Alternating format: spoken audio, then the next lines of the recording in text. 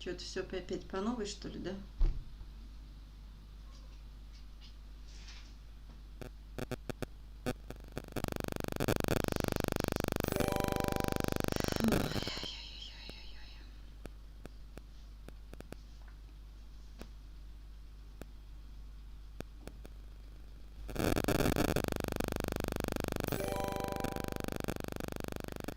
Да, тормознутый, конечно, интернет.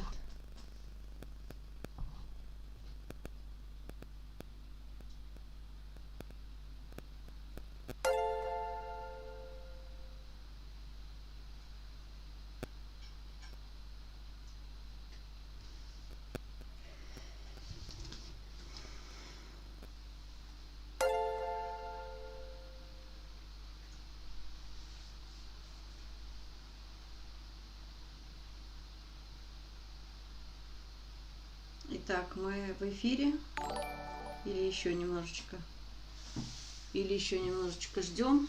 Или в эфире? Откликнитесь, пожалуйста,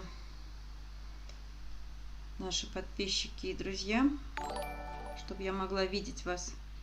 Есть вы здесь или еще здесь только односторонняя связь?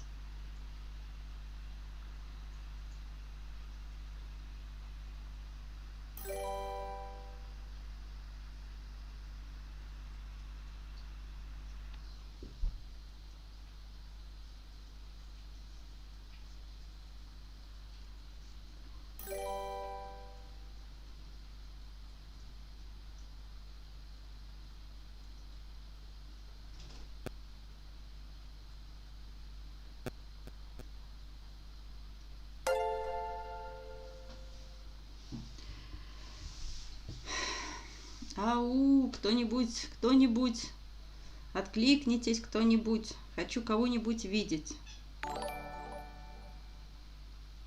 Может, никого нет? Не пищи.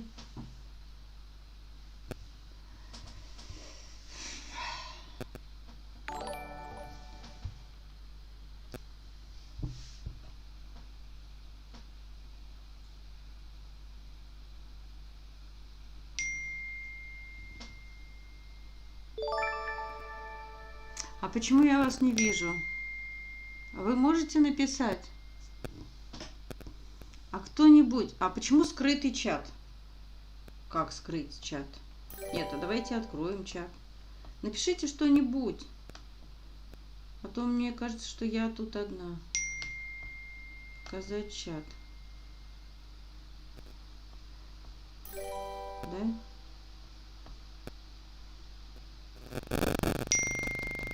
Нет, я, по-моему, писать не могу. Да? Вообще ничего не вижу. А почему вы... Вот, смотрите, вы пишете мне здесь на телефоне, да? А почему вы в чате не пишете? У вас нет возможности написать или мы что-то не подключили? Вот, Анастасия, Мария, напишите что-нибудь. У меня, знаете, ощущение, что я сама с собой. А как это вы пишете? А где вы пишете?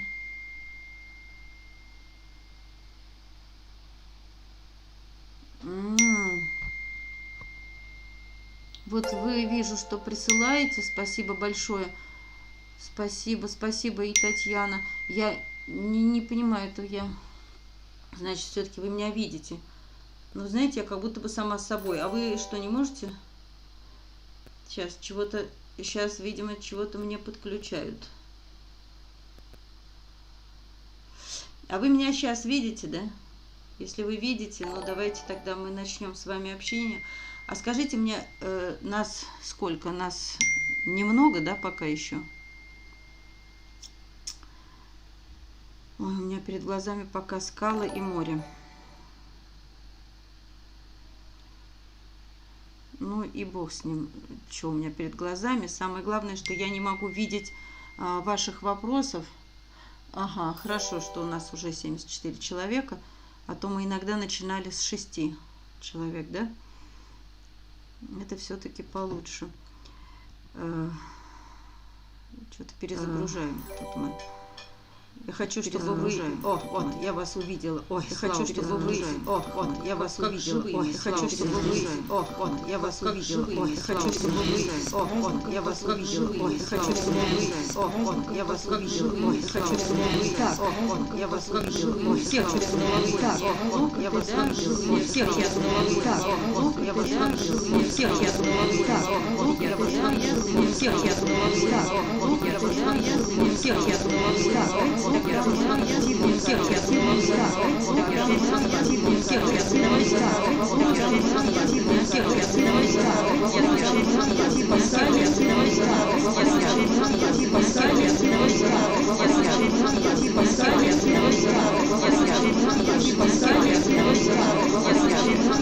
Так, не могу еще переобуться. Вот. А вот будем ли спасать? А теперь большой вопрос. Спасали и спасаем по сегодняшний день. Но, в общем-то, да, задержка идет. Слышно, да? Да, Настя, это фантики. Это все фантики. Так, угу. Надо же, как вы много, оказывается, уже написали, а я вас не видела. Вот ведь. Так, сейчас быстренько пробегусь. Вы здороваетесь. Всем-всем здравствуйте. Так, на это время не тратим. Всем-всем здравствуйте. Чтобы никого не было, что вы, Санкт-Петербург с вами. Белоруссия. Все. Да. Все, давайте, все. Я вижу, что вы есть, и это приятно. Давайте тогда, давайте будем общаться. Спрашивайте, задавайте какие-то вопросы. Да, заснеженное Подмосковье. Ужас, да, что сегодня происходит. Друзья, я не знаю, как у вас, прям буквально пару слов о погоде в Москве. Сугробы сегодня выше колена. Мне надо было в аэропорт бежать, ну, как всегда и как обычно. Но мне кажется, я забыла весла взять, и мне надо было просто разгребать этот сугроб, потому что в 7 утра еще ни дворники, никто ничего не чистил, даже добежать было невозможно. Ни тракторов, ни чистительных машин, ничего нет. Я не знаю, у всех, наверное, во всех разных концах планеты, у всех разная погода, но Москва сегодня, недавно она утопала в болоте, да, мы все видели, что плавали машины, а теперь у нас вот так неожиданно, ну да, у нас зима всегда неожиданно приходит, просто правда, выше колена. Собакам даже не пройти было нигде, не то что там человеку. Я не рассчитала, я сегодня бежала по эскалатору вверх, потому что я в сугробах время провела, и поэтому я опаздывала на самолет. Но успела на экспресс развести двери руками и влетела туда. Так, открыт. Звук заело. Да? Опять заело? Чего? Почему заело? Ай, блин. Сейчас буквально это по поводу собак. Алло? Нет, сегодня не уехали, но планируем, что завтра уедем.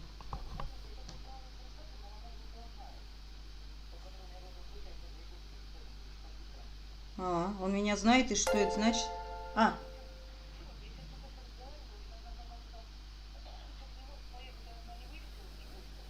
Угу. Да, я поняла, все, я в курсе. Наташ, я сейчас вот занята, да, тут с подписчиками общаюсь. Есть какой-то срочный сейчас вопрос? Просто меня...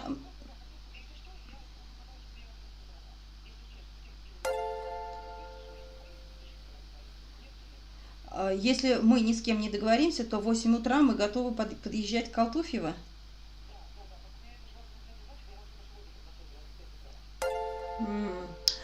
Но мне сказали, что только вечером мне вот пообещали 2 местечка.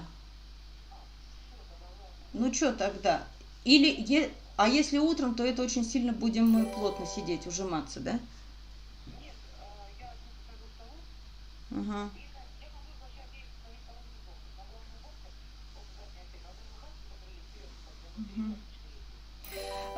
Хорошо, Наташ, это самое, прям быстренько я скажу, только во сколько можно мне позвонить? Я сейчас просто вот у меня стрим, ну, если часов в 10, или спать ложитесь рано, да?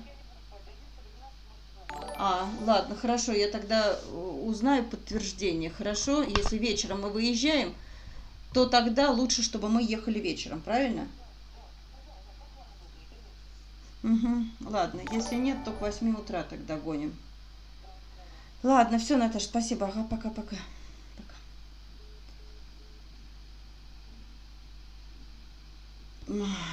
Так, у нас почему-то кто-то не может подключиться. Почему Аня не может подключиться? Или подключилась уже?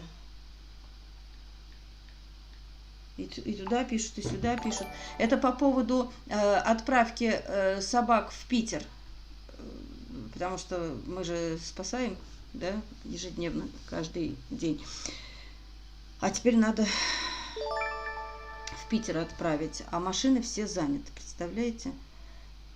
Ну, у кого-то машины маленькие, они, конечно, заняты. Ну, ладно, так. Значит, смотрите, мелкаши у Наташи поживают, ну, как всегда, как обычно, много хлопот, и, конечно же, они поживают. А Наташа скажет, ну, по-моему, трое, еще трое пристроились, или даже 8 штук пристроилось, плюс 8, так потихонечку они расходятся. Вот, и поэтому очень тяжело, хочу сказать. Да, неполадки у нас. Ну, надо же, у кого-то весна, представляете? У кого-то весна. Да.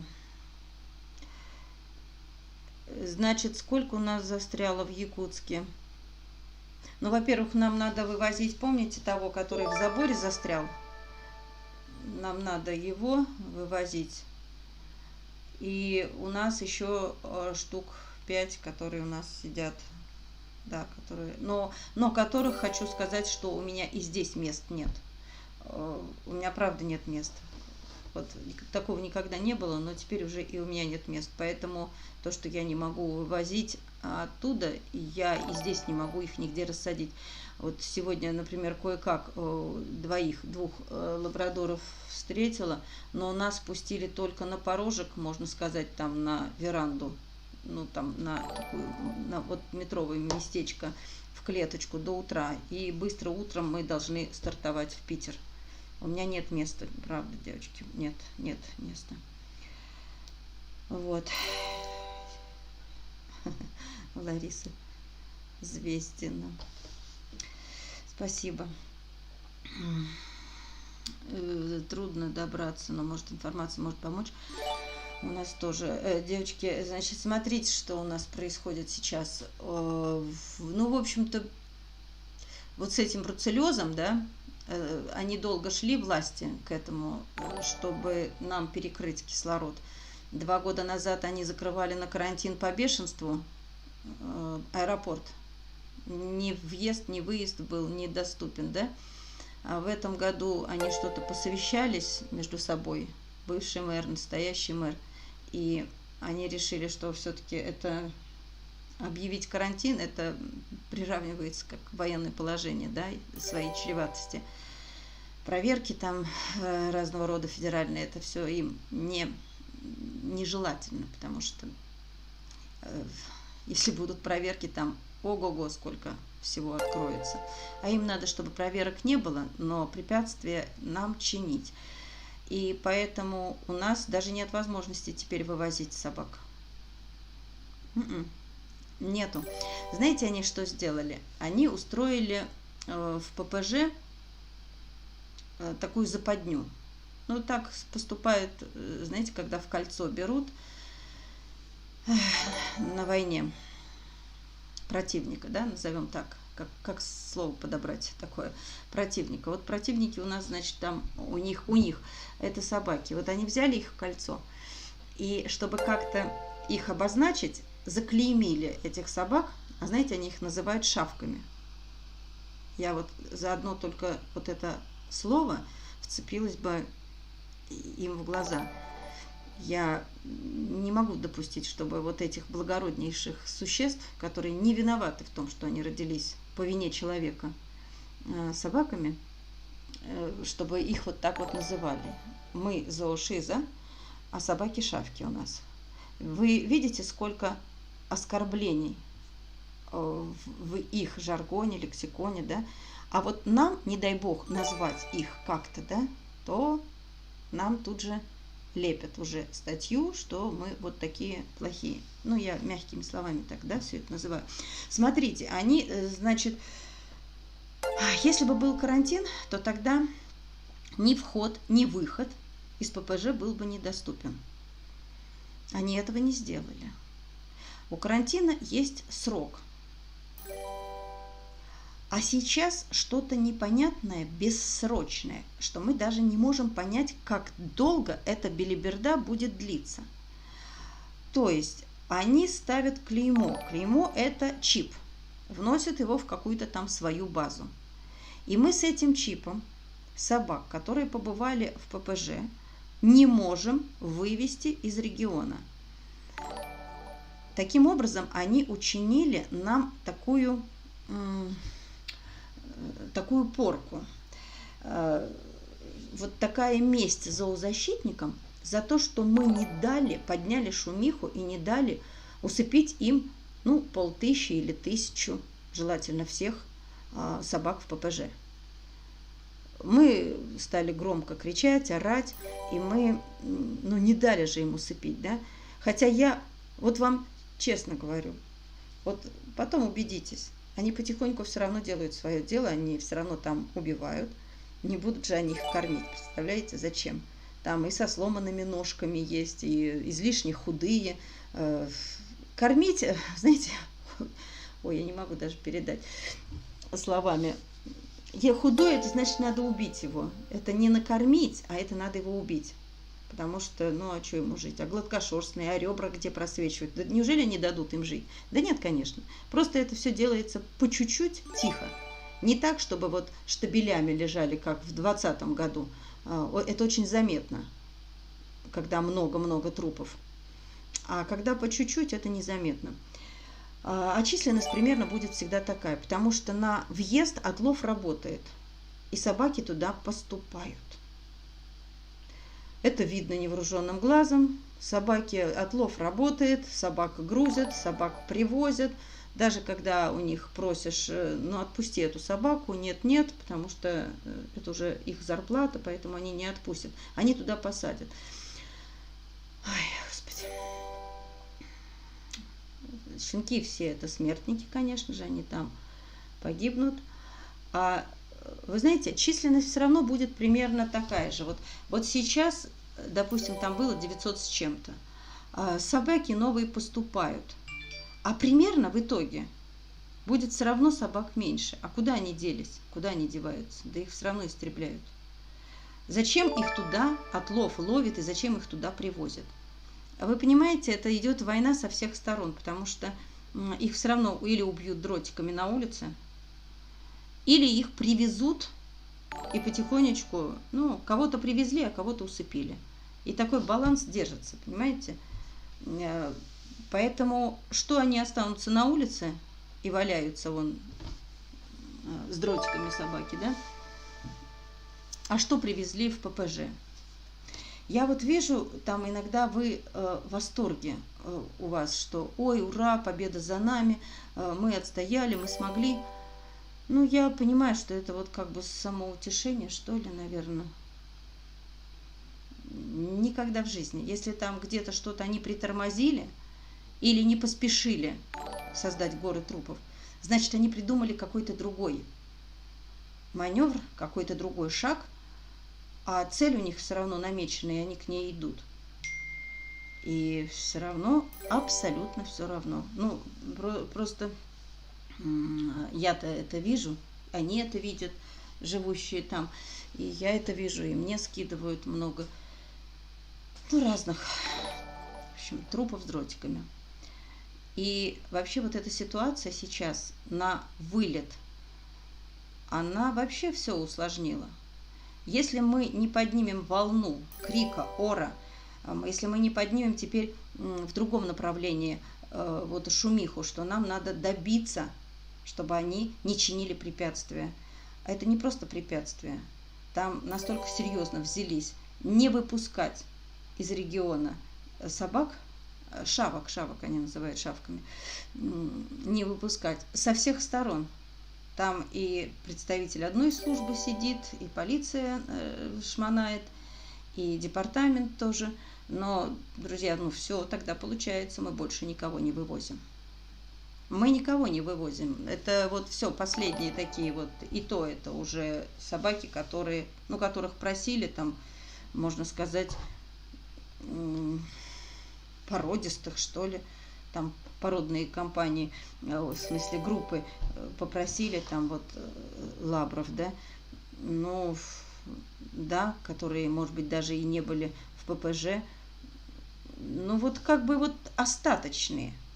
А те, которые с чипами ППЖ, мы не можем их больше вывести, вы понимаете? И эта вся фигня будет происходить теперь очень долго. Если мы не будем кричать, писать и добиваться своего права на вывоз животных. Если они им там не нужны, зачем они их там удерживают? Ну почему такая жажда крови? Месть волонтерам за то, что вы родились с другой душой, с другим сердцем, за то, что вы любите, жалеете, собираете деньги, вы такие-сякие плохие, при этом они сами ничего не делают, так отпустите вы собак. Какое ваше дело? Да вы все равно их, да, будете убивать, кого-то вы убьете, кого-то мы спасем. Но зачем это надо чинить препятствия? Предлог – это бруцеллез, который они прекрасно знают, что его нет, так же, как не было в 2020 году бешенства.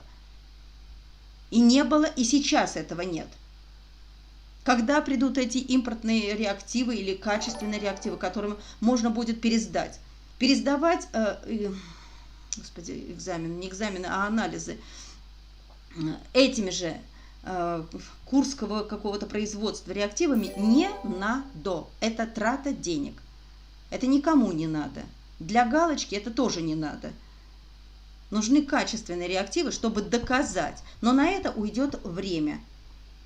Если мы отступим, устанем и перестанем бороться, то тогда просто мы ничего не изменим.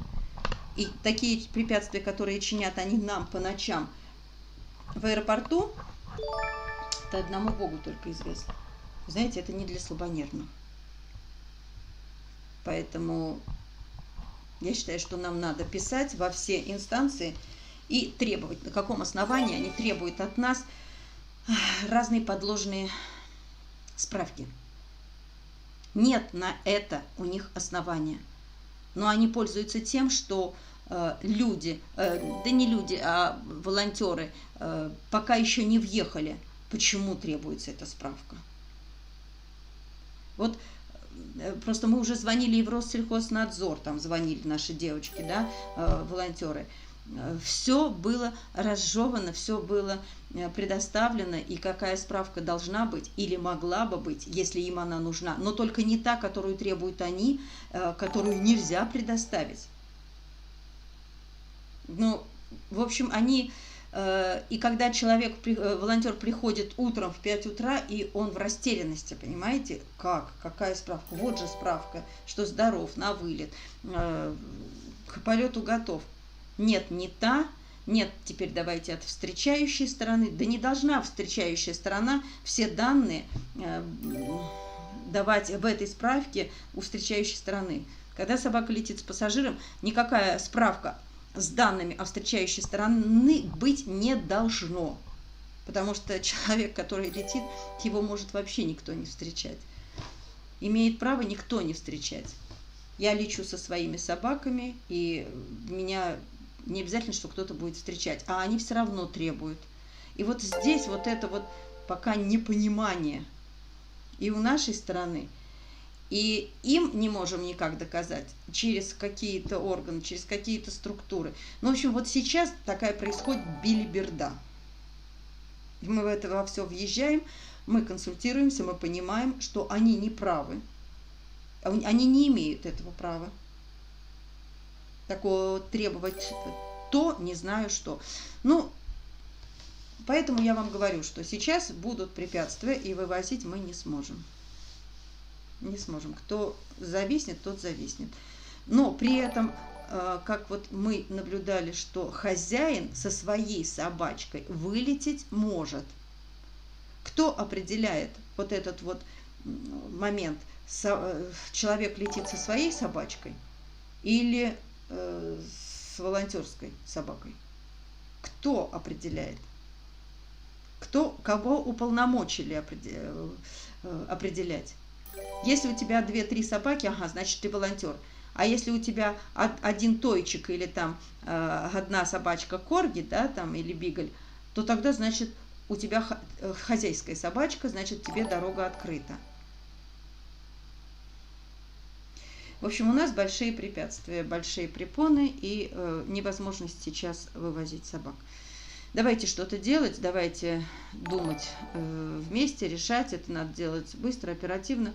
Но это просто нарушение всех прав. Так. Вот, об этом я вроде вкратце сказала. Но то, что собак берут и чипируют, как бы клеймо ставят. Знаете, как узник в этом самом в Освенциме, там, да, клеймо, что ты побывал в ППЖ, а почему, а чем плохо, что в ППЖ ты побывал? А там бруцеллез там, понимаете? А тогда с какой стати вы туда с улицы собак запихиваете? Зачем? Потому что вы знаете, что вы все равно их убьете.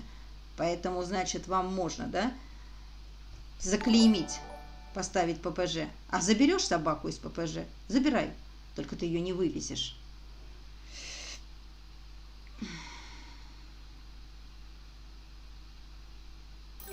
Так, почему что-то не так со школой Донат? Что не так? 10 евро от анонима. Спасибо большое. От кого? Неизвестно. Так, с детишками смогли улететь. Как собачка типа таксы. С детишками смогли улететь. А, это вопрос. Да. Смогли сегодня. 3-я попытка. Очень тяжело, даже не все хочется рассказывать. И не все могу рассказать. Да, Лариса, добрый вечер. Угу. Вижу. Да. Ну, мы покажем, в ролике покажем, да. Сегодня с куратором мы встречались, сделали видео, мы покажем вам, да. Все 7 ее детишек, они живы. Даже не знаю, у меня нет слов. Девочка, да, такая трепетная, нежная, но она немножко защищает своих детей от ненавистных, странных, удивительных, злых людей. Поэтому она все равно скоро придет в себя, и я думаю, что все будет хорошо. Нет, она сегодня тоже была очень милая. Очень милая, ни разу не гавкнула, ничего. Да.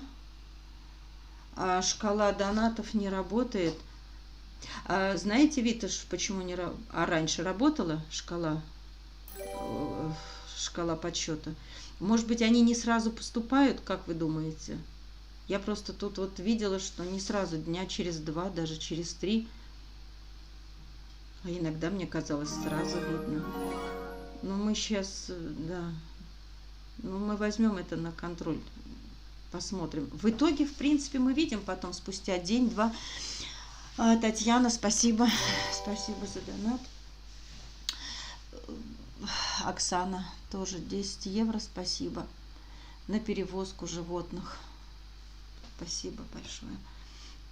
4 дня назад через линк, что мне перестали. Идет, а так нет.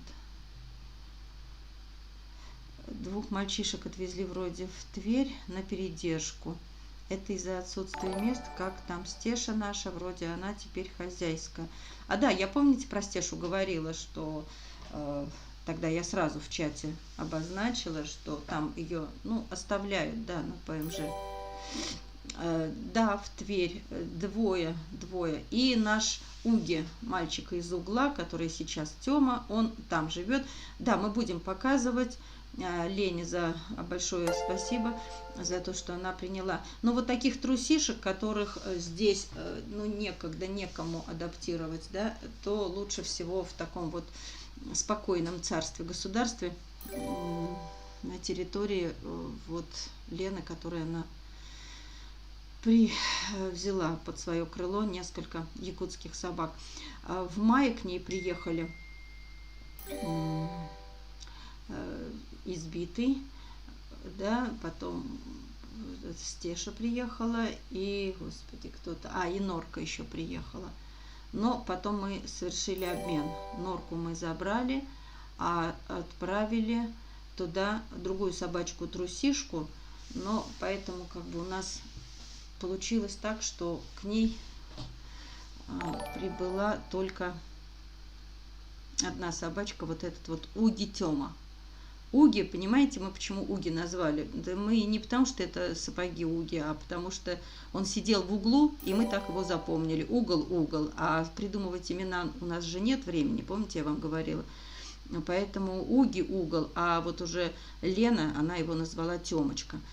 Трепетно так, поэтому Тёмочка ему идет. Он уже, понимаете, как он уже, да, растаивает, и у него все хорошо. Он уже лучше становится намного. Да, Роман? Я извиняюсь. А вы можете позвонить? Нет? Ей? Нет? Или мне надо позвонить? Поняла. Давайте я сейчас... Ладно, давайте я сейчас быстренько позвоню. Привезли собачку. Надо прямо быстрее, чтобы дверь открыли. Чтобы не заморозить собачку. Это меня просто попросила Наташа. Так, господи. Ой. Сейчас. Ну, это у меня всегда так. Это не потому, что это вот... Подождите. А то привезли, он будет под воротами стоять, ждать. Ну вот. Телефон занят. Как там Стеша? Стеша тоже хорошо, друзья. Да, лучше, конечно, и Стешка лучше. Но она трусишка. Надо мне не забыть перезвонить сейчас, через 3 минуты. Телефон занят, чтобы дверь открыли. Ой, так, многие стоят на задних лапках, тычутся в решетку, лезут. Безумно жалко. Ну, смотреть на собачек, которые... А вы знаете, мы вам подготовим ролик, как теперь живут у нас вот собачки, вот и новый выгульник, да, и потом и там еще на другой тоже передержке тоже новые вольеры, и там снег выпал, и так хорошо у них душевно, волшебно, чистый пушистый снег, и какое удовольствие, боже мой, какое удовольствие, они так бегают радостные, счастливые, и я смотрю вот на собак в ППЖ, да, которые кидаются на решетки, дрожат, ребра торчат, голодные. И вы знаете, вот, и думаешь, да, конечно, вот создавать условия вот такие, чтобы у них был и снег пушистый, душистый, и решетки, и чтобы они были счастливы, и на человека они с поцелуями в обнимку. Ведь собака, вы знаете, сегодня я вот тоже была как раз после самолета, прилетели на передержку, приехали, и собаки, знаете, они не просто вот тебе лапки вот так вот ставят, а вот так вот так вот, и обнимают вот хозяина, да, они передержки, обнимают вот так вот широко руками. Это и на лапки-то встают, как цирковая собачка. Это помните? Господи, да как же зовут-то? Я не помню. Которые молочную железу удаляли недавно. Господи, не помню. Молочную железу, она себя чувствует хорошо, но это самое, вес плохо пока набирает. Но это цирковая собака, это просто, вот, вы знаете, с виду такая, сначала была жуткая трусиха, отпрыгивала на метр от человека, когда она приехала. Не Капа, а как же ее зовут-то? Ну, девочки, ну как зовут собаку-то нашу, которая... Вообще блокируется. У меня, видимо, мозг меня понимает, что если меня не останавливать, то я буду вообще вот охватывать города, страны, планеты, там, да, меня надо остановить. И поэтому вот просто блокирует мой мозг, чтобы я просто какую-то информацию перестала помнить. Ну, какие-то сберегает мои, наверное, какие-то ресурсы, наверное, что ли, жизненные, не знаю.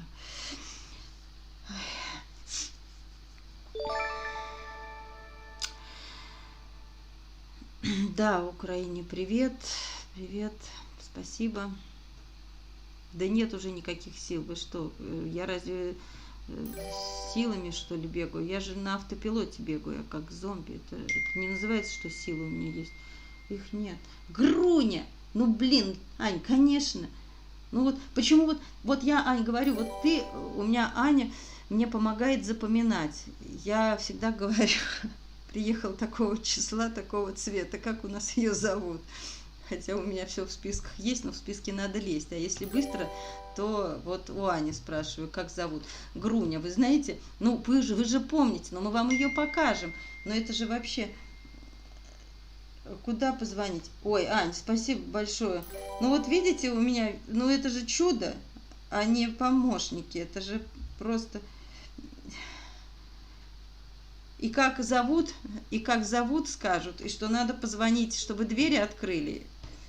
Я потому что заболтаюсь, у меня звонки на звонки накладываются, и я забываю, кому что должна. Так, якутские шапки из собак всегда шили. Да, раньше-то их, по-моему, вообще везде шили. Кстати, надо орать. Конечно, конечно. Ну, потому что иначе все, мы больше никого не спасем. Елена, да. Приют погулять с собачкой. Елена, почему вы не можете собачку? Вы же Манечку взяли. Как не можете? Приют погулять с собачкой. Животных люблю, безумно, сердце болит за всех. А поездом можно как-то? Нет, нет, поездом. Вы что, откуда? Из Якутска? Нет. Нет. Мы уже рассматривали эти варианты. Если они захотят, они и поезд, и космический корабль, они нигде не дадут. Я просто не понимаю, зачем им нужно это самое удерживать собак. Ну, ненавидят они собак. Ну, отдайте нам их в конце-то концов.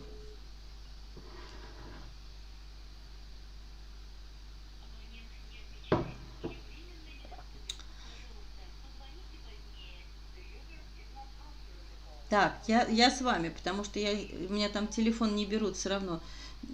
Новый текст, это надо думать, куда писать, потому что я в подробностях будем обсуждать этот вопрос, потому что надо писать, это неправомерно. То, что они сейчас чинят, они просто пользуются тем, что это новое они ввели, и мы типа того, что такие недалекие, они сами недалекие, они сами требуют то, не знают что. Понимаете, принесите мне то, а сами не знают что. Но это противозаконно. Я даже... Ой, не могу сказать вам, не знаю, что сказать. Ну, а вот смотрите, передержек нет, да?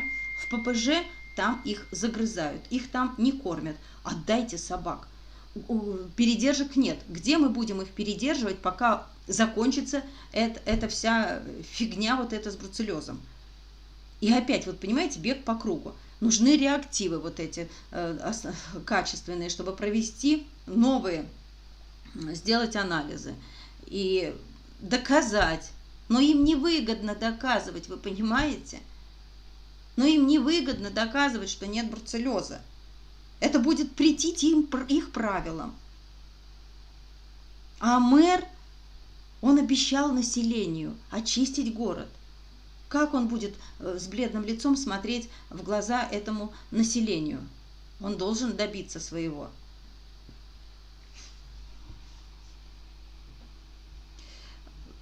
Вы знаете, я очень разочарована и в работе прокуратуры.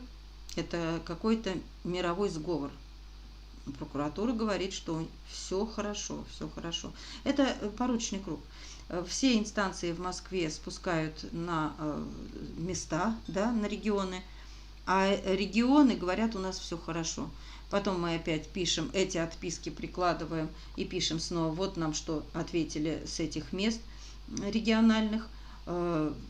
И они, значит, там, нет, вы не приложили это письмо, потом прикладывают, потом не работают сайты, потом надо на какие-то кнопки.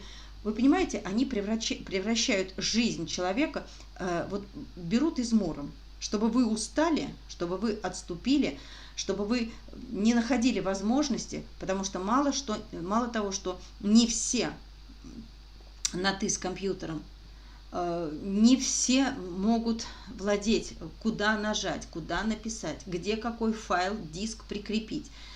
А если еще и чинить препятствия, сегодня не работает этот сайт или еще какие-то кнопки не нажимаются, понимаете, народ устает. Я прихожу к выводу, что живодеры, они настойчивее, они сильнее, потому что они не сидят за компьютерами. Они в компьютере только читают нас, чтобы узнать информацию от нас, и пользуются этим. А куда-то писать они же не пишут. У них только орудие истребления, орудие пыток, поэтому им проще. Убил и классно. Ой, не знаю пока, куда писать. Пока это надо думать, потому что мы проживаем вот этот ужас, который мы проживаем, это буквально несколько дней. Это вот только на этой неделе, поэтому еще отдышаться не могу. Вот давайте. Потому что, знаете что, дергаться вот так вот в порты, у меня таких нет людей одержимых. Это спасибо, огромное спасибо Тамаре, девочкам, которые несколько человек в поте лица еще как-то что-то дергаются, рыпаются, и все хотим сделать по закону, все хотим сделать, чтобы как правильно, не нарушая ничего, никаких правил. Но если придумывают какие-то антиправила, то мы не можем на антиправила сделать... Алло. Да. Ну что? А вы зашли туда? Вы зашли?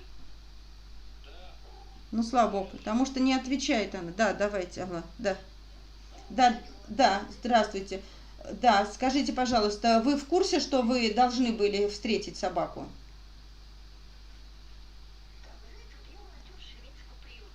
Так.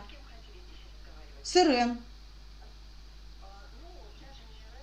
А я не могу сказать, я просто до нее не могу дозвониться. Она сказала, что я буду в сети. Она не берет, не отвечает. Пожалуйста, вы можете с ней созвониться?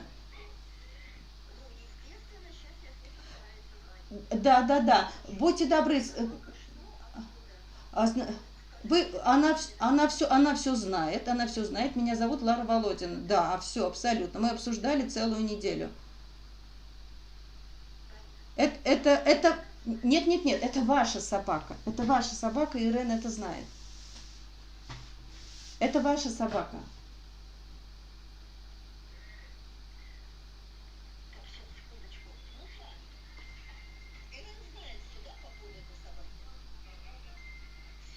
Да, это ваше, поэтому вот. Все, вам спасибо, до свидания. Ага. До свидания. Ну, это у всех бывает. Бывают возвраты, и у них тоже возврат. Так. Значит, популяция животных примерно одинакова. И это борьба из года в год, пока волонтеры не истощат свои... Да, конечно. Ну, а в свете событий то, что мы все уставшие, да, за пределами... Вы знаете, раньше-то как было тяжело спасать. Ну, очень тяжело. Во-первых, все дорого, тяжело физически, морально. Не было мест, не было... Кое-как все-таки отстроили, да, там места, передержки. А сейчас еще плюс проблемы все, которые касаются нас всех в мире, да. Это все наслаивается. Плюс в западню придумали, чтобы убить, оклеймить этих шавок, да, как они говорят. И вы знаете, вот как будто бы оператор крутит пленку вот с такой вот скоростью. И ты, как белка в этом колесе, вот так вот бегаешь, и ты понимаешь, что ты должен, если ты раньше брал, ну я также брала их и по 3, 5, 7 собак спасала там в день, да, ну... понимаете как, я все равно темп, помню, был, мне казалось, что я много, в бешеном ритме спасаю, но сейчас мой ритм, я даже не могу, мне, во-первых, уже и сил меньше, и возраста больше, и усталости больше, а приходится бегать вот по ускоренной вот такой программе, да, вот эта белка, а оператор все крутит и крутит и крутит, да, и тут запрет, и тут тебя не пустят, и там тебе откажут, и тут тебя обольют, и тут всю в западню придумают, и тут тебе ярлык повесят, и карантин не карантин, и передержек уже нет. Но вы знаете, я вообще ощущаю вот в дурке себя. Это я не вижу вообще вокруг ничего. Это просто дурка какая-то. Ну, у меня собак предостаточно. Если им так жалко собак, допустим, если они не хотят, чтобы Володина вывозила, ну, ради бога, не надо. У меня собак предостаточно, и на ближайшие 10 лет мне их можно пристраивать смело. Но всегда говорю, ну, каких-то жалких, несчастных, вот типа Груни, да, вот типа Груни. Нет, друзья, знаете что? Вот мы в ноябре с вами вместе спасали, да, у нас есть там и по 5 собак в чате, и по 8, и потом 13 мы разбили на разные чаты.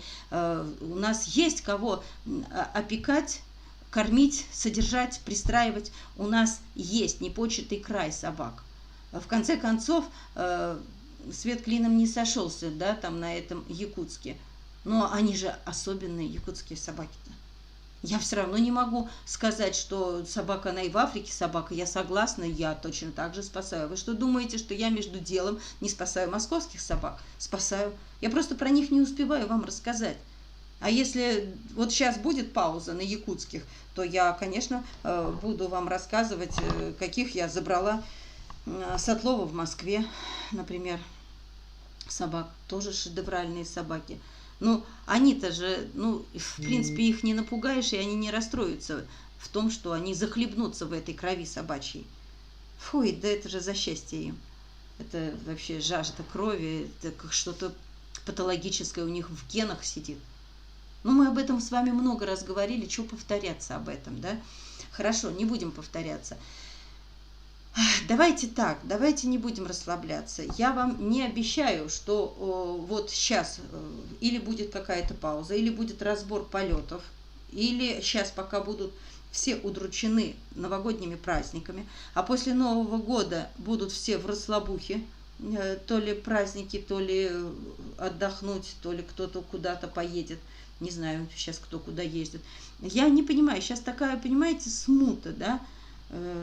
То мобилизация, то сейчас праздники, в промежутке чуть-чуть похапали собак, опять перевыполнила там план, опять у меня много собак. Давайте мы будем сейчас заботиться, ну мы же не можем так, если мы не можем забрать новых собак, то мы должны плюнуть на тех, которые у нас есть. Ну больше 200, понимаете? И я одна куратор у них.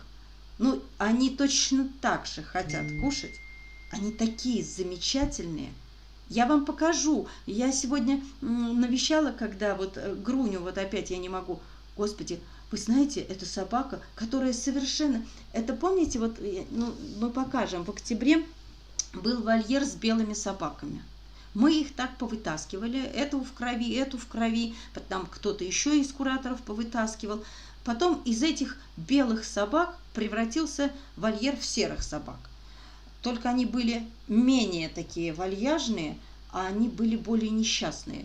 И мы стали серых хапать. Я серых тоже схватила, штук 5, наверное. И штук 5. Задумалась я опять, как мы их назвали.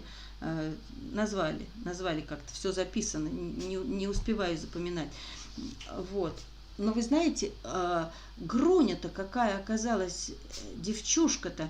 Вы знаете, мы когда с ней ездили на обследование с Романом, она так прикипела и стала жаться к коленям, а потом она вообще стала делать зайку. И это такая с виду обычная, чепрачная, серая собачка, совершенно такая долговязая, ну вот обычная. Да? У нас таких не берут. Я вам сразу говорю, не берут таких у нас. Сколько у нее мозгов. Вы не представляете. Она, по-моему, любимица у передержки. Хотя мы таких собак повидали. Нет, я вам хочу сказать, что вот в ноябре мы нахватали собак. Вы знаете, они офигительные все. И мне так приятно, что передержки очень хвалят. И это, говорит, замечательное, а это-то какая замечательная, а этот овчаристый какой милый, а этот-то какой. И вы знаете, мы, в принципе, взахлеб говорим. Собаки замечательнейшие приехали. Вот просто замечательнейшие. А сейчас они еще бегают в догонялке, в пушистом снегу, бегают друг к другу, на двух лапах стоят, служат.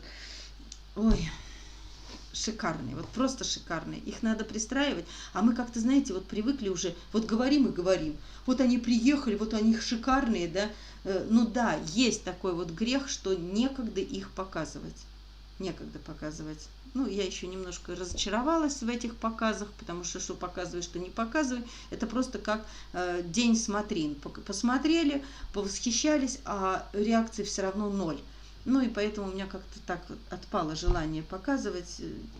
Пиарим там своим ходом и пиарим. Вот, поэтому в любом случае показывать, конечно же, надо, вдруг кому-то повезет.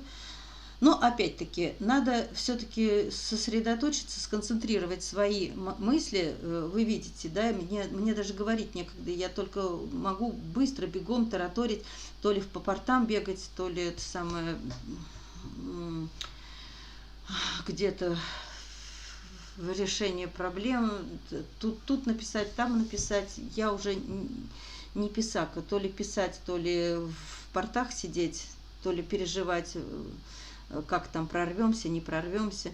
Ну, в общем, все как всегда, понимаете? Но только все вот так, оператор вот так пленку крутит и крутит уже с такой скоростью, что я просто бегаю в колеснице, спотыкаюсь, бегаю. Если сейчас будет пауза, да, у нас в вывозах, ну и что теперь делать? Все зависит от вас. Пишите. Какие-то вводные мы можем дать, волонтеры, которые это все прошли, проходим эту неделю. Это беззаконие, я сразу вам говорю. Они не требуют ни что-то нужного, такого, которое соответствовало бы закону. Нет, там ничего нет, там все противозаконно. Но они сами этого пока не знают, потому что знают, что все это им сойдет с рук. Так, вот, ну,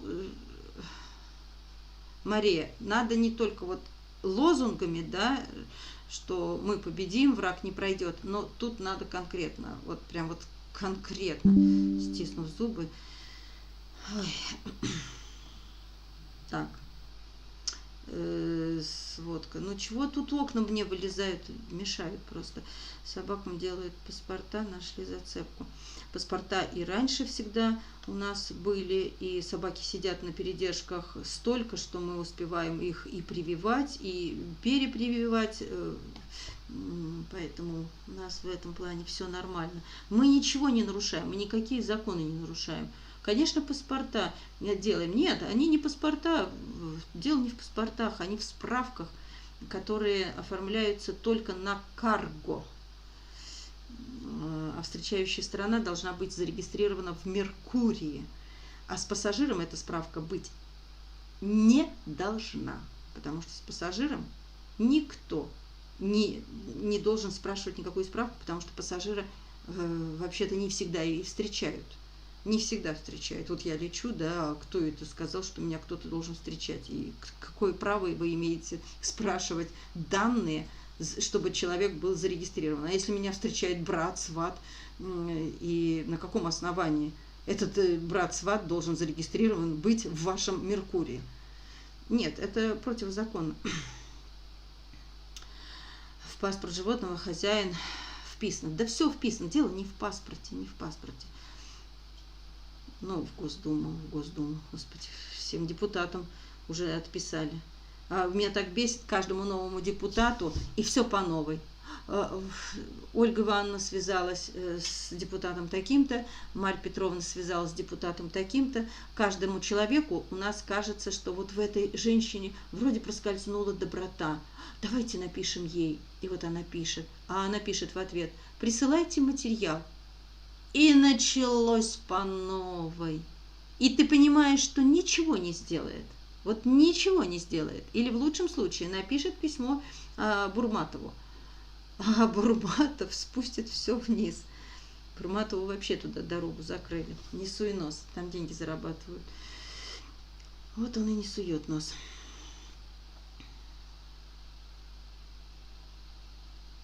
Скидывали донаты на Ярус. Ну, Ярус у нас тоже есть, там монетки скидывают. Да, вы про монетки говорите? У нас тоже есть, да, на Ярусе канал. На Ярусе, да. Хоть набирается денежек на Ярус. Так, Татьяна, сколько у нас денежек на Ярусе? По-моему, чего-то порядка 2800 рублей, да? По-моему, 1003 рублей. То есть, чтобы порядок цен, вы понимали, не цен, а порядок сумм. То есть, там не какие-то, не десятки, не десятки тысяч, нет, ну, порядка 3000. Но, насколько я помню, вывести мы их чего-то не можем. Я могу ошибиться, но я помню, что неделю назад мы так эти 3000 и не смогли вывести, чтобы перевести эти монетки на карту, чтобы их пустить там на самолет или на корм. Какие-то препятствия и там тоже есть. Ну, там конкретные, да, препоны. И туда, и сюда сунешься, и никак ничего не сделаешь. Ну, сейчас везде так.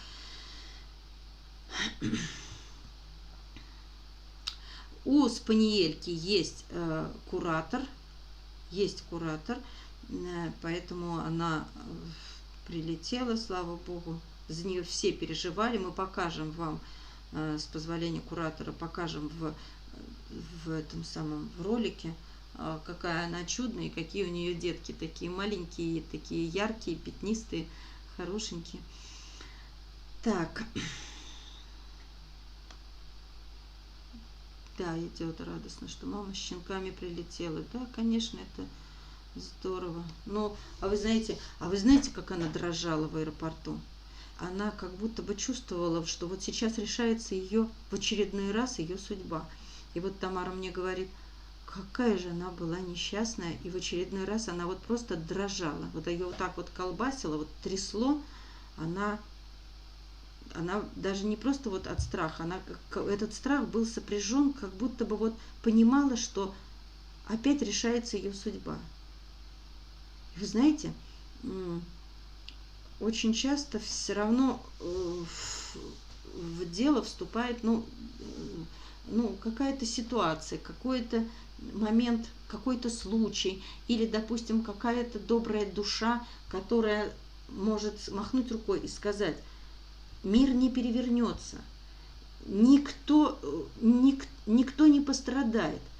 А пусть эти вот несчастные, да нехай пускай они едут, раз так сильно ей надо быть в другом городе, раз так сильно за нее переживает, раз так она неотступно хочет, ее хотят вывести. Вы знаете, вот здесь самое главное, чтобы хоть одна какая-то человечность, вот у должностных лиц, у каких-то сотрудников, ну хотя бы, чтобы встретился такой человек в конкретной, в данной смене этого дня, когда идет отправка. И закрыл глаза и сказал, ну ведь это же породистая собака, но это же, она же не родилась вчера, она была хозяйская. Почему этого хозяина никак не наказали? Ну почему? Он ее выкинул, он ее привез в ППЖ. Но почему человек-то не пострадал? Мы сколько говорим о том, что человек в ответе за тех, кого приручил. Но почему человек никак не остается, никак не наказывается? И нигде у властей об этом на их волшебных совещаниях не ведется речь. У нас, знаете, я просто очень извиняюсь и бесконечно говорю одно и то же. Вопрос не поднимается о разведенцах, да? которые называются у нас питомниками. Ой, Господи, тошнить не могу. Ну, совершенно, понимаете, вот, ну, порочный круг. Вот порочный круг. Вот нигде ни разу не сказал Женя, это мэр, Господи, как его зовут-то? Ну, мэр, не сказал, что надо приостановить. Вот какая-то бы человечность, хотя бы с разных сторон. Если ты взял в кольцо ППЖ с разных сторон, вот ППЖ, вот порт, да, а почему ни слова ты не говоришь о том, чтобы прекратить хотя бы на год разведение в этом регионе? Ну, хватит, наверное, разводить, а разводней-то заниматься. Ну, хотя бы дай возможность. Нет, с одной стороны идет вот плодильня, с другой стороны убиваем, западню закрываем, железный занавес, никого не выпускаем, тут убиваем, тут плодим, убиваем, плодим, и все вот здесь. Я так делаю выводы, что в этом регионе нет дела до населения. Это видимость, это пыль в глаза, что все делается для народа. Потому что народ, ну, с определенным менталитетом, скажем, да, много не надо. Алмазов ваших не надо. Хорошего жилья не надо. Хороших дорог не надо. Ничего не надо. Власти только что делают? Борются с собачками. Чтобы народ, который живет в бараках, несчастно, обвалившихся бараках, без условий, туалет на улице, не туалет, громко сказано, уборная на улице. И вот, чтобы вот этот народ просто не покусали собачки. Вы представляете, какой минимум нужен? На каком веке отсталом вообще остановилась цивилизация в этом регионе? И поэтому, чтобы народ одобрял, скандировал этим властям, да, этому мэру, надо показывать всячески, чтобы, понимаете, потому что если не занимать мозги людей собачками, то тогда люди захотят достойное жилье, ипотеку, хорошие зарплаты, ну, как-то что-то ближе, да, к социуму. А тут получается, что чтобы мозги запудрить, надо говорить бесконечно о собаках. Бесконечно надо говорить о собаках. И все население, 98%, одобряют. Да, конечно, проблема в регионе только одна – собачки. Только вот собачки по мозгам вышли куда умнее и благороднее, чем сами те, которые не понимают вообще, что в жизни нужно требовать от властей.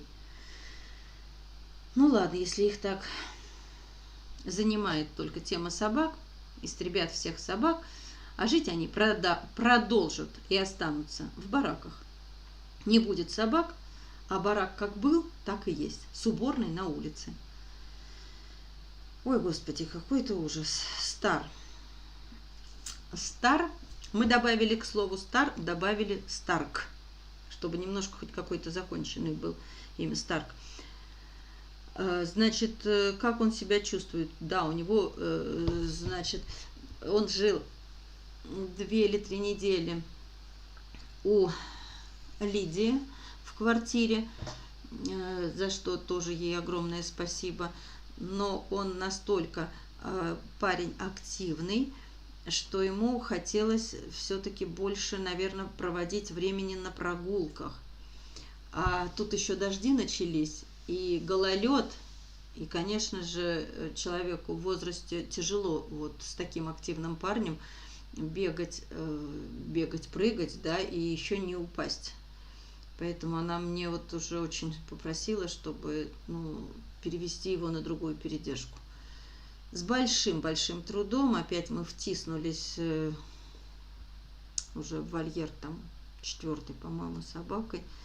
Хотя стараемся так много в вольере не держать собак. Ну, так как он дружелюбный такой парень, то вот он у нас поехал в вольер. Покажем как. У него было послабление стула. С желудком что-то у него было. Это вот смс-очки так пишут мне. Значит, послабление стула, и поэтому Лида немножко намучилась с ним, что это самое. Ходили и к врачу, и там рисовый отвар варили. Но это уже такие подробности. Так, ну что-то я срочно нужна, нет? Это не срочно, потом. Значит, вот, поэтому и Абхазик. Абхазик у нас тоже живет у Елены в квартире. Понемножечку стал набирать вес, но она с таким пониманием как-то вот к моей жуткой занятости относится, что она меня, ну, как-то вот не беспокоит. Не беспокоит. Он тоже кашлял, и она прямо против разных антибиотиков лечила там его этими сиропчиками. Ну, я-то сразу давай быстрее антибиотики, какой кашель, он же худой. Но он вытянулся, конечно. Он вытянулся, уже стал такой повзрослее. Но мне надо сейчас, да, с Леночкой. Лена, если смотришь меня, пожалуйста, пришли нам фоточки его. Мы никак не могли так сделать, чтобы он хоть как-то отъедался. Она ему там и курочку варила, и все прочее, а он все равно худюшка, скелетик. Ну, да, понимаем, что может быть. Да, нам надо сейчас покупать глистогонки, опять тема номер 1. И Груни тоже, и Абхаз. Ну вот вообще всем тощим я бы хотела дать хорошие глистогонки. Но сразу, друзья, хочу сказать, я не верю в наши глистогонки. Они не доверяют у меня вообще, не вызывают никакого доверия, потому что совершенно качество отвратительное. Я не знаю, почему они не действуют. Хотя так быть не может. Такой длинный шов. Да, длинный, потому что у нее тельце длинное у Груни. И поэтому я сразу сказала, что у нее прям вот можно сказать от шеи начинались соски и до хвоста. А уж если убирать всю гряду, то, естественно, не половину, а все. Ну, в интересах здоровья, конечно же, собаки. Ну, ничего, мы пропили гиптрал, потому что там показания печени тоже немножко страдали, поэтому перед операцией, мы же ее откладывали, эту операцию, и приводили в порядок ее печень. От этой издержки прошлой жизни, конечно, поэтому сейчас все нормально. Ну, надо какие-то хорошие глистогонки найти, я не знаю где. Мне нравятся глистогонки в Германии, но их там, к сожалению, не купить. Там у вас в Германии их выдает врач прямо в рот, скажем так. А нам надо много пачек. Недолго как вы пришли к... Ой-ой-ой, не зомби. Лариса Звездина, как правильно, не знаю, ударение. Звездина, наверное, да? Знаете, я боюсь быть занудой такой, повторять одно и то же. Мне этот вопрос задавали, как я пришла к якутятам. Это мой первый стрим. Если вы мне напишите, то мы, наверное, скинем вам, или вы сами найдете первый стрим. Это он был у нас в июне. И там я вот как раз рассказываю. Если вы посмотрите, то вы увидите. Потому что уже не всем это интересно, а время занимать жалко, как я пришла к этим якутятам. Это все дело случая, нечаянно, и все. Я там не жила, и там ничто меня не связывало с этим городом. Но, к сожалению, вот я туда окунулась. Так, может быть, пропустила информацию, что со спаниельку и щенкам. Все хорошо, спаниельку покажем в ролике. Все, со спаниелькой все хорошо. кроме спаниельки, все-таки мы еще и лабриков умудрились спасти за неделю. Аж целых 3. 3 штучки. 3. Ну, представляете, в 45 градусов мороза лабрик на цепи. Представляете, какой ужас, а? Ой, а у другого лабрика какой ужас там. Это потом расскажем, покажем. Наизнанку там органы вывернутые. Угу. Зачем удерживать их? Зло сожжет от зависти. Стерилизация собак это должно быть обязательным, иначе несчастных животных не уменьшается. Да, вы знаете, в этом регионе, даже если их стерилизуют, вообще программа ОСВВ не работает в этом регионе. Если их даже стерилизуют, то только для того, чтобы денежки себе в карман положить. Ну, это больная тема, да, у нас не любят говорить. Тати, спасибо, Тати. Не любят говорить про деньги. Они лучше любят считать волонтерские деньги, понимаете? А свои денежки они не любят считать. Только мы деньги используем на спасение, созидание и продолжение жизни, а вот они тратят деньги на убийство. Это большая разница, как деньгами распоряжаются они и как распоряжаются волонтеры и с этими благотворительными деньгами подписчиков. Это большая разница. Но, тем не менее, они очень хотят эти деньги, понимаете? Им выделяют государство эти деньги, а им бы еще захотелось к вам в карман вот влезть, чтобы вы им тоже скидывали. Они настолько любят деньги, я просто не могу передать. Вообще. И они стерилизуют, а потом они их выкидывают и травят. Поэтому как программа ОСВВ будет работать, если по закону надо отстерилизовать и выпустить на волю собаку? Да пожалуйста. Да пожалуйста. Деньги себе в карман, их ржавыми ножами так порежем тяп-ляп, а потом выпустим их на улицу с распоротыми животами. И там их отравим. Дротиком стрельнем. Ну, это вообще, это просто, я даже не знаю, когда прекратится, в каком тысячелетии, столетии это прекратится. Ну, видимо, только когда истребят всех животных, тогда и прекратится. Звездочка моя ясная, вот как вас ведь приходится величать, понимаете? Но ведь вы же не так называетесь. За слова спасибо. Белоруссия. Все ощущаем в дурке. Да, это понятно. Сейчас жить. Обращение написали Егоровым. Так пусть он составит еще одно обращение.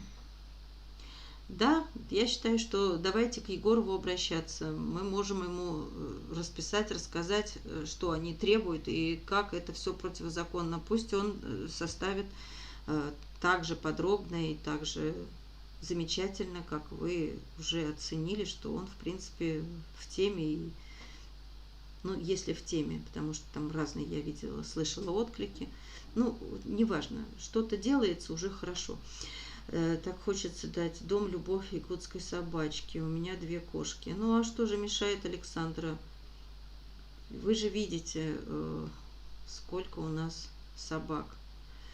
Ну, не знаю. Вы знаете, вот я что бы ни говорила, я буду только повторяться. А повторяться я не очень люблю. Но тема у нас такая, что приходится повторяться. Вывести собаку и разместить ее на передержке, а тем более собаки особенные, уникальные, думающие, с таким добрым сердцем, с таким посылом к человеку добрым, и размещать ее на передержке. Да какая бы передержка ни была, но нет индивидуального подхода, понимаете? Это вот как детдом, где какие бы хоромы не отстроили в детдоме, какими бы игрушками и компьютерами не снабдили детей, но лучше доброты, сердечности материнской, отцовской, там, да, родительской, но все равно же нет. Поэтому также и собаки. Но мне за некоторых собак прям очень... Перед некоторыми собаками мне очень стыдно, что я не могу найти им дом, понимаете? Вот недавно Ланг уехал. У меня есть собаки, которые, конечно, как у любого, допустим, даже там в классе у любого учителя есть любимчики, и у меня точно так же есть, которые безумно люблю всех, чтобы вот безо всякой критики там, да, люблю всех. Но есть любимчики, да. И вот эти собаки, которые являются прям правой рукой передержек, то, конечно, мне хотелось им особую семью, особый дом, особое, чтобы было понимание, чтобы с человеком мы были на одном языке, для которых собака будет, вот уж не дай бог, чтобы не являлась она звоночком. Я вообще не понимаю собака-звоночек. Что это такое за звоночек? Если тебе хочется звоночек, то купи колокольчик и позвони в своих мозгах. Звоночек. Ну, оскорбление какое, да? Ну, потому что для меня собаки-то, они же все-таки это достойные человеки, это друзья человека. Поэтому что они тебе должны звонить, гавкать тебе, оповещать, что кто-то пришел? А у тебя у самого что, слуха нет? Ну, в общем, или охранять. Если у тебя есть что охранять, поставь сигнализацию и охраняй. Ну, то есть у меня совсем другое отношение к собаке, и поэтому собака это не собака вообще-то, это друг человека. А то мы говорим, это друг человека, а от друга человека мы хотим каких-то охранных качеств или там звоночков. Поэтому...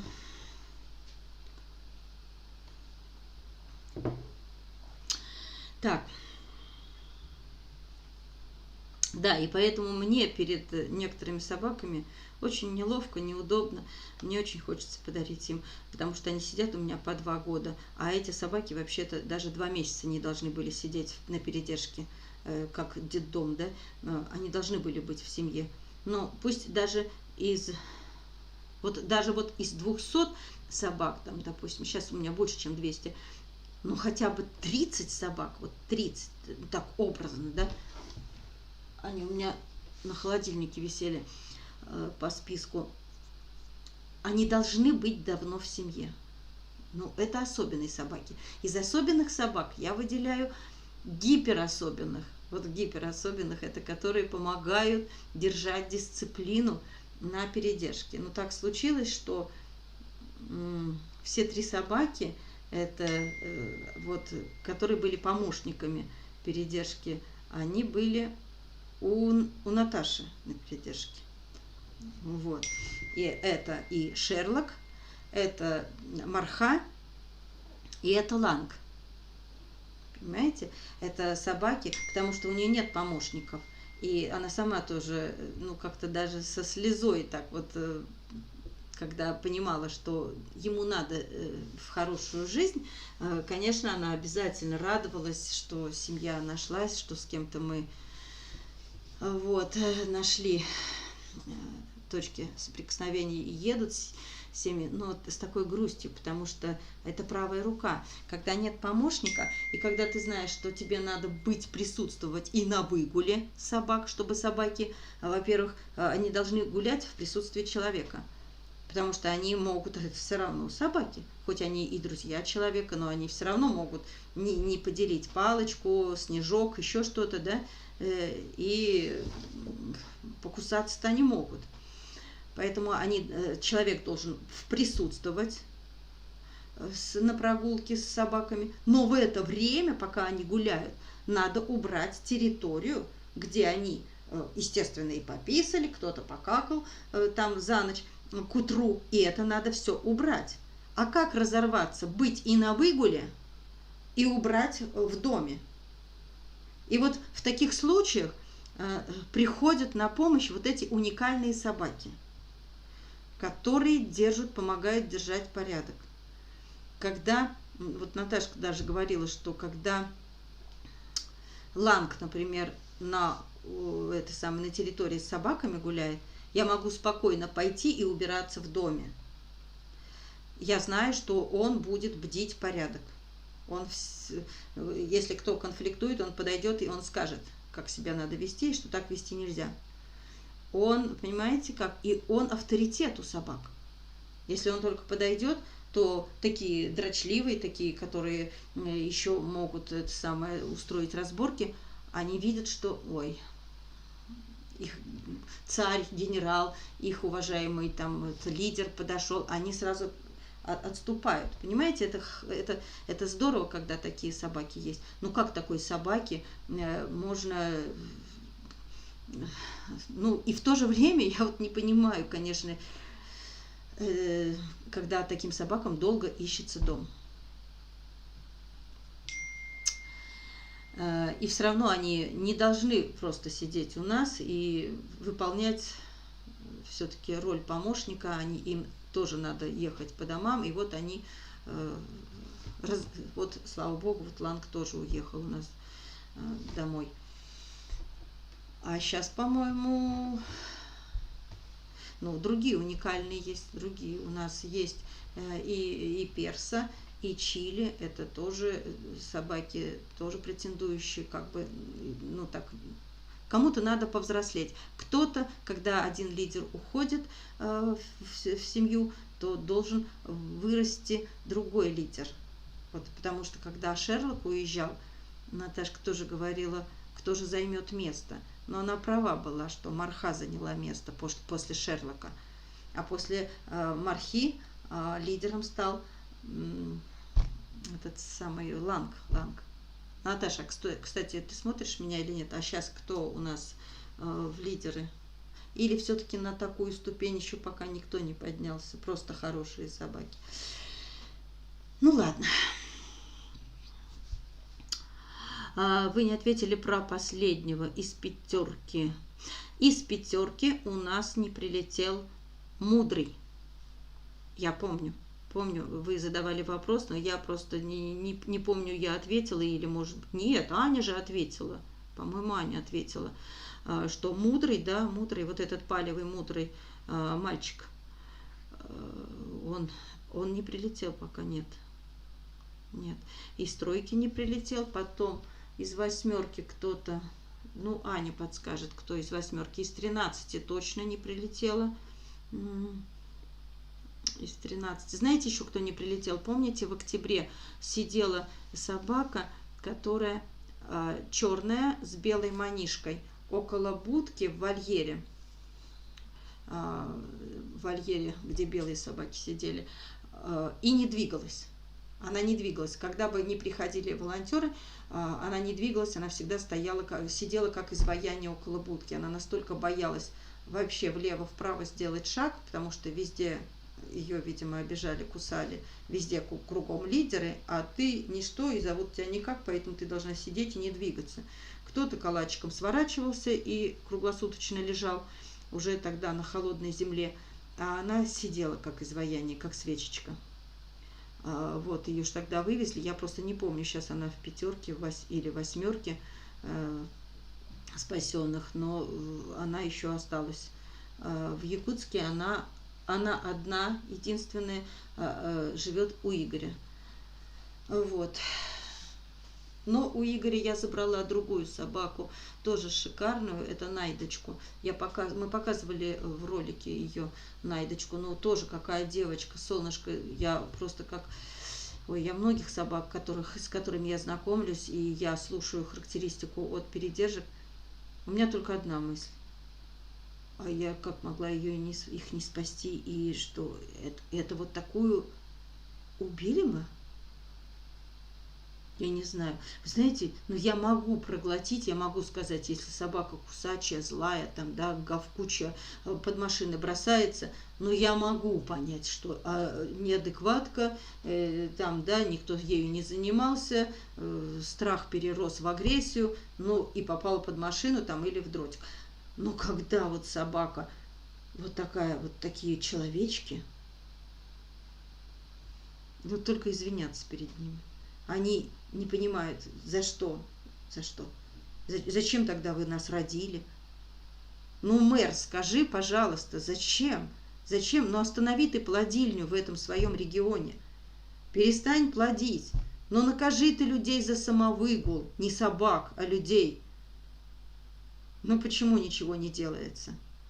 Ни дома не строишь, ни дороги, ни людей не можешь привести, приструнить и к порядку. Научить порядку. Ну, в общем, слабый ты, мэр, слабак. А жестокость это не говорит, что ты силен.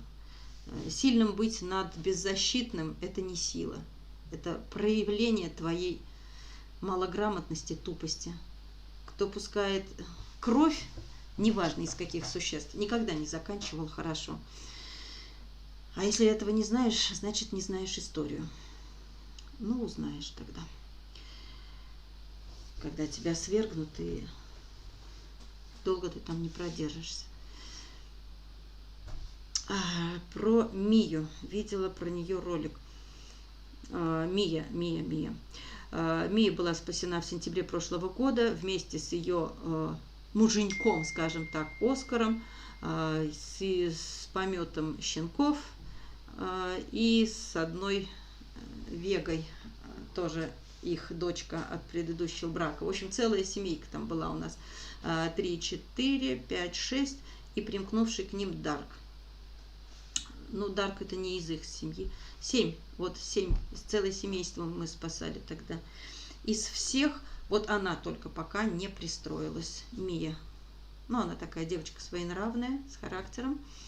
Вот, все остальные, щенки и Вега, все счастливы. О них ролики были на втором нашем канале. На втором канале, если вы не подписаны, то подписывайтесь. Там вы найдете ролики о пристроенных, о них, о всех.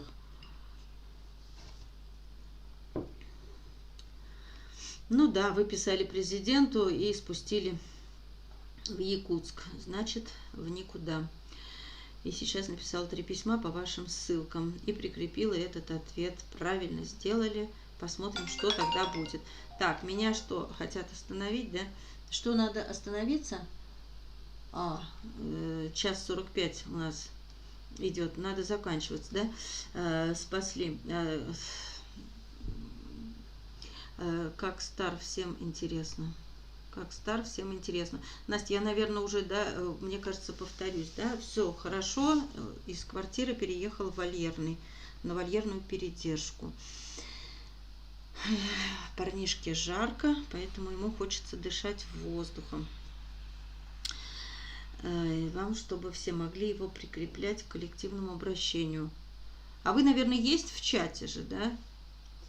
Без ника, я не знаю, это кто-то вот пишет. Прикрепить к коллективному обращению. Да, присылайте, конечно. Мы же обмениваемся и письмами, и ответами, и скринами. Харлей Живодеров был горцовый кот в Голландии. Он просто классный мальчик идти в анкете. Кстати, сейчас опять принесли на усыпление шикарного, красивого кота. Не успела поинтересоваться. Ну, не знаю, может, какое-то время ему дадут пожить. Но как вывозить, я не знаю. Пока ничего не знаю. Весь месяц отправляла денежку на Ярус. Это же ваш канал. Не хотелось бы отдавать деньги мошенникам. Это наш канал на Ярусе. У нас, конечно же, есть канал. По желанию наших подписчиков хотели, чтобы мы зарегистрировались на Ярусе. Мы тогда объясняли, что он малоэффективный, но все равно какая-то денежка капает, да, и мы это сделали, и это здорово. Время, конечно, отнимает много, там он работает, если постоянно там быть, а постоянно там быть в потоке наших дел, быть там не получается бесконечно, поэтому там какие-то монетки капают. Я думаю, что найдем способ перевести эти монетки, я не знаю, как это называется, монетки, денежки, перевести на карту, чтобы они были во благо собак. Конечно, ну, я надеюсь, по крайней мере, я не знаю. Понятно, что в Якутске беспредел, да. Так, удивляет давно одна вещь. Почему, например, вроде как любители животных как парк Тайган не помогут бедствующим там собакам. Не знаю, как там старый, где он. Да, про старый я уже ответила. 465 подписчиков. Ну, это понятно. Ну, я в самом начале говорила, вот Надежда, по-моему, да, очень сильно настаивала, чтобы на ярусе мы были. Мы там есть. Ничего не могу сказать. Если вы, да, приглашайте, мы же есть. Плачей Виноградов, руководитель Центра по психологической четвероногих, ставит 1 из 3 диагнозов. Органическое поражение головного мозга. Ну так, наверное. Вот бы, если они еще признали это свой диагноз. Не только в Якутске беспредел, потому как люди заводят, выбрасывают. Это ужас, конечно, что творится в этом мире. Ой, про мир уже вообще мы ничего не говорим. Психопатия. Так. Тати, вы уже, или это я повторяюсь? Я читаю вас, да, спасибо за комплимент. Наталья Ефимова. Как бесят эти разведенцы на государственном уровне, надо запретить. А вы знаете, это отдельная тема, я даже не знаю.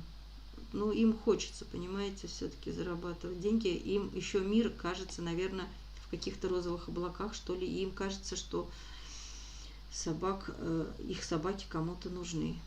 Не знаю, кому нужны. Если бы они отслеживали все свои потомства до 10-го колена, там, да, так они же только своих щенков так внушают нам, якобы они в хорошие руки продают. Ой, они в хорошие продают. Ой, в хорошие. А эти хорошие потом, что они делают потом, наплодив дальше следующих своих внуков, правнуков, да, этих собачек, а их уже не отслеживают. И не понимают, что... Так отслеживайте, в конце-то концов. Чушь вы только своих-то щеночков. И у всех прекрасно пристраиваются. Продаются. Прекрасно. А только когда эти прекрасно проданные щеночки оказываются в ППЖ, и оттуда забирают бедные несчастные волонтеры, которые уже по уши в собаках. Пофигу. Мы сделаем вид, что это не наша собака. Ой, это у того питомника. Ой, это не моя собака. Всегда найдут что-нибудь сказать, чтобы только не забирать уже ненужную собаку, которая уже отслужила свою. Но этим тоже никто не занимается. Да, вот именно, что как будто бы вот представьте на минутку, ну убьют они всех собак, да? Они замучаются их убивать, потому что природа, она умная, она восполняет популяцию этих собак. И чем больше их будут убивать, тем больше они будут рождаться. Но об этом история умалчивает. Надо же убить только сегодня, сейчас. Деньги нахапать сегодня, в карман сегодня. А что будет потом? Ай, да пофиг, что будет. Потом что-то будет, но потом еще раз убьем.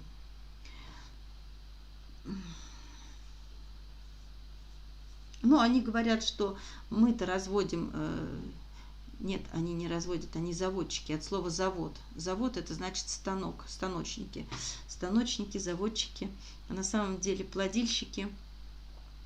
Они же говорят, что вот наши семьи, которые покупают у них собак, ну там кто-то стафов, кто-то каких-то бультерьеров, я не знаю, там корги, они никогда не возьмут ваших двориков. Никогда. Они только возьмут ту породу, которую вот я развожу. Понимаете, вот они все вот так вот рассуждают. А если бы не было этих пород, да, нафиг они нужны, эти искусственно созданные породы, искусственные человеком, ненатуральные, то тогда бы брали и двориков тоже. Какие шикарные, красивые, разные, но самое главное, умные, умнее, выносливее, терпеливее и благодарнее эти дворики, нежели породные. Ну ладно, это вопрос вообще о вкусах не спорят, и никогда мы ничего не докажем. Открытые группы в Ярусе. Приносит помощь. Не знаю. Татьяна, если только знает что-то, ответьте. Не знаю, группы в ярусе. Приносит помощь. Наверное, приносит. Мы пока не пользовались там 3000, которые накапали. Ярус это не действенный. Время, да, поняла, что время. Ну что тогда время? Ну что вот время? Мы раз в месяц смогли встретиться, потому что болели. И болели, и бегали, и спасали. Да вижу, я вижу, что уже надо мне заканчивать. Канале Хостиков счастья есть подробный ролик про ярус. Да все изучили. У меня админ канала все знает, понимаете, она человек с опытом, она не просто, это я могу не знать, мне некогда в это вникать, а админ знает все, она давно в теме и все она знает. Так, это да, но и среди нищих куча была бытла, которому водочка да шашлык. Так, можно купить у врача глистогонку, но в Германии все очень подорожало. Нет, на наше количество собак, по вашим ценам, зайти в клинику, заплатить 70 евро, чтобы врач в ротик положил глистогоночку и пощупал за 70 евро. Простите. Угу. Да, конечно. Тут у нас, Грета, собак такое количество, что мы по такой цене. Раз долго снимать деньги, около месяца, потом быстрее.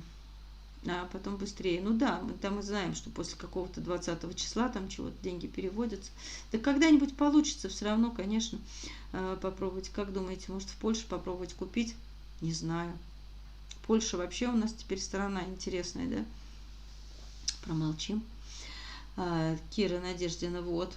Кира Надеждина, вот я помню, что вы... А я думала, да, я забыла, что вы Надеждина, а я вас Надежда назвала.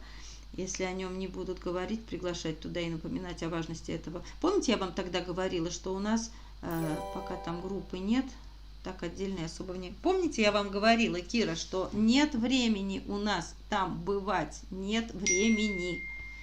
Нет, но все равно Татьяна старается и там еще как-то отмечается. Я там ни разу не была, честно вам скажу, потому что у меня нет времени, я даже не знаю, где что. Я вообще не включаю ни компьютер, ничего. Я включаю компьютер вот раз только в месяц выйти с вами в эфир, и еще когда мне надо в архив залезть от 17-19 года и достать фотографии, какими они были, те, которые нам привет сейчас присылают. А в 17-20 мы их спасали, и они у меня по папкам разложены. Тогда я залезаю на жесткий диск. Несколько миллионов, ну, естественно. Что несколько миллионов? На них всегда выделяют. Только они, это просто у нас просто такая система, что это все выделяется для того, чтобы чиновники, работающие на местах, разложили их себе по карманам. Ну, дают возможность просто так поворовать. Потому что выделить это не значит, что они доходят до собак. Никогда, нигде до собак деньги не доходят. Поэтому, знаете, что вот называется убрать кормовую базу для собак, чтобы они не плодились. Очень часто об этом слышу, и недавно с Аней тоже об этом говорили. Убрать кормовую базу, и тогда собаки перестанут плодиться. Тогда, мне так кажется, что собаки тогда умрут. Ну, это одновременно. И плодиться перестанут, и кто-то, конечно же, умрет. Вот точно так же и кормовую базу для чиновников убрать. Потому что все равно эта база не доходит до собак. А если собаки и живут как-то где-то, ну не живут, существуют, мыкаются, мучениками рождаются, то все на деньги благотворителей. Вот эту кормовую базу для чиновников надо просто убрать. Так, кто знает контакты Егорова? В Телеграме все есть. Там чего-то все люди наши знающие, все знают. И в чатах, по-моему, мы уже 100 раз перекидывали ссылки на этого Егорова. Так, что-то еще быстро надо ответить. Нет, на канале месяц назад или полтора Егоров, как найти его в соцсетях. В Телеграме. В Телеграме есть он, по-моему. Кто-то напишет, кто-то там где-то под роликом спросите. У нас люди все знают, они там вам ссылки дадут. Так, я живу в коммуналке. В квартире у меня 2 кошки. Живут в коммунальной квартире. Сейчас идет война за квартиру. Я очень люблю собак, но не могу взять. Я так хочу. Поняла. Вот. Отправить монетки с яруса подробно объясняет Сергей. На канале Приют Хвостатое Счастье. Да. Да, читала, видела. Непосредственно. Так, быстренько, что еще? Ну, что я и так тороплюсь по ускоренной программе. Собака — это не звоночек, а член семьи. Да, это, конечно. Так. Финансами. Как Лара и благослови финансовым. Все это вы уже как сердце чиновника. Нажмите на любой ролик, и там появится надпись «Поддержать автора» в количестве монет. Выберите 5-10 монет, сколько хотите, и нажмите на эту надпись. Спишутся и появятся. Ну, это вот, да, вы лучше знаете, спишутся откуда, спишутся с карты, спишутся или с сайта, спишутся чьи-то монеты, что ли, спишутся. В общем, что-то куда-то спишется. Это хорошо. Не знаю, пока ничего не понимаю. Я в дурке, понимаете, вот я нахожусь в дурке, я мало чего вообще осознаю, понимаю, я просто бегаю сумасшедшая. Целый месяц мы с вами не общались, потому что у меня не было ни одной минуты.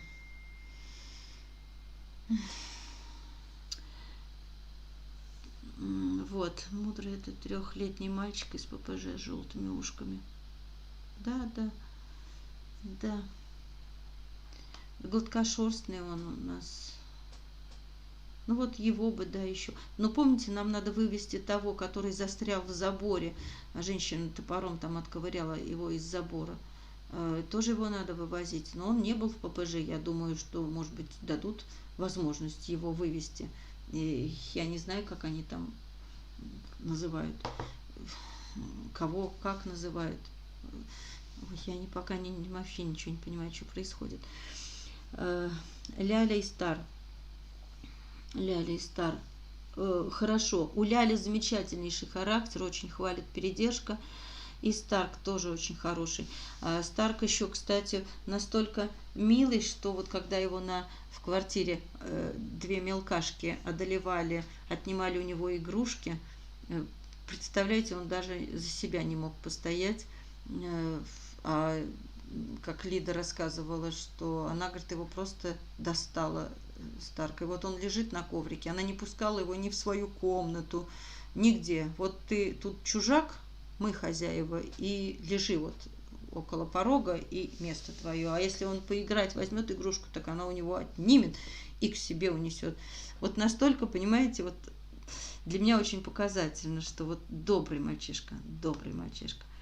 Вот какой вот, прям тоже хочется, чтобы у него была быстрее семья. Нас минимум 120, если каждый пошлет 12 тысяч, почему меньше 2? Нас минимум 120. Как нас минимум 120? Что такое 120? Вы имеете в виду на канале?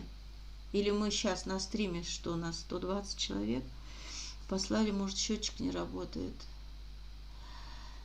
Ой, Господи, и прокуратура. Дайте, я не умею, прошу брата, и 2 раза в неделю перечисляет. А так взять и сразу перечислить. Наверное, только донат. Так. Все не будет посылать, это проверено. Все не будут посылать, это проверено, но все равно накопится сумма не маленькая, да? Все равно никуда не пропадут, все равно пойдет на собак. Монетизация, мобилизация. Ой. Каждое утро на ярусе дают монетки. Как дают? А кто выдает? Это на сайте, да, выдают. Поддержать канал Лары. Конечно, кто как, кто чего, кто что может. Все любимые, все подобрашки. Пишите в разные инстанции, пишите. Друзья, значит, смотрите, пожалуйста, давайте еще раз, я все равно главную тему забыла. Смотрите, нам надо покупать корм. Нам надо покупать корм перед праздниками, потому что будут в праздники работать эти склады или не будут, мы не знаем, да и каждый год одно и то же повторяется. После января как-то мы все такие вот, ну, как-то, наверное, то ли потратились на застолье, то ли на подарки. И про собак, собаки у нас уходят на какой-то задний план, а собаки наши хотят кушать, поэтому, пожалуйста, вспомните о нас, давайте мы купим корма на каждую передержку. Мне надо где 20, где 40 мешков, потому что собак прибыло, понимаете, что их прибыло больше, чем их пристроилось, поэтому корма тоже надо покупать больше. Я вас очень прошу, давайте соберем на корм, потому что заказывать надо заранее, чтобы привезли. Рассказывайте о нас своим друзьям, подписывайтесь, пусть друзья тоже подписываются. Не забывайте про второй наш канал, потому что о пристроенных мы рассказываем на втором канале. Вы помните, потому что вот я, например, посмотрела, просмотров не так много. Там чего-то, по-моему, 1500 просмотров про ролик вот недавно мы сделали о пристроенных. Почему, спрашивается? Нас же там тоже подписанных, по-моему, человек 7. Значит, что? Значит, не смотрят, да? Значит, люди заняты своими делами. Пожалуйста, смотрите, ставьте лайки, пишите комментарии, рассказывайте о нас своим друзьям, своим коллегам. Не у всех, конечно, доброе, отзывчивое сердце. Кто-то, наверное, вам и у виска покрутит и скажет: эх, ты все про своих собачек. Ну, кому чего, в общем. Вот, поэтому, пожалуйста, про корм. Я вас очень прошу, давайте сейчас откроем сбор на корм. У нас сейчас было очень много самолетов, понимаете, передержки, которые у нас остались собаки в Якутске, их тоже надо оплачивать, поэтому очень тяжело, очень сложно, да. Но в одно прекрасное время, если все прекратится помощь, то мы просто не сможем даже содержать тех, которых мы спасли, за которых мы в ответе. Поэтому, пожалуйста, помогайте. Нам нужна помощь не только тогда, когда у нас выходит ролик, и мы напоминаем, кричим. Вот. А нам всегда нужна помощь. Очень я благодарна всем, кто помнит и без напоминания присылает. Я вот благодарю Ольгу, которая сегодня помогла так оперативно. В ночи я искала такси, чтобы встретить собак. Она оплатила такси, спасибо ей огромное. Елена, которая в ночи тоже прислала, потому что мы не знали, полетят, не полетят. Поэтому если не полетят, то вроде не хотелось даже сбор открывать вот лишний раз. Хотя эти бы деньги все равно пошли бы на корм. И я это прекрасно понимаю. Но если я собираю вроде как на перелет, ну, хотелось бы сказать, что вот вы прислали на перелет, и вот они прилетели. А если я не уверена, прилетят они или не прилетят, то тогда вроде и не хочется лишний раз языком болтать, что дайте денег на перелет. И вот Елена тоже очень оперативно прислала на двоих, чтобы прилетели. Тоже это все было в ночи, там что-то в час ночи, вот так вот в 2 ночи. И тоже спасибо огромное. В общем, все, кто помнит, кто вот незримо, даже вот без лишних слов и помогает, друзья, спасибо вам огромное, преогромное. Я иногда забываю говорить вам слова благодарности, а все равно я знаю, что все держится на вашей помощи, на вашей финансовой помощи. Я бы хотела спасать бесплатно, очень бы хотела. Я с такой бы радостью, мы бы с вами собирали разово на перелет, если бы собаки сразу уезжали в семьи, и нечего им жить и на передержках, кормиться на передержках. Ну, в семьях бы в семьях. Ну, вы же видите, да, что все стоит денег. И, ну, нет таких возможностей. Я же селом не могу, да, вам навязать и сказать: вот, разбирайте. пожалуйста, 240 человек, откликнитесь и разберитесь по одной собачке. Но ведь нет же, ну понимаете, ну вот нет.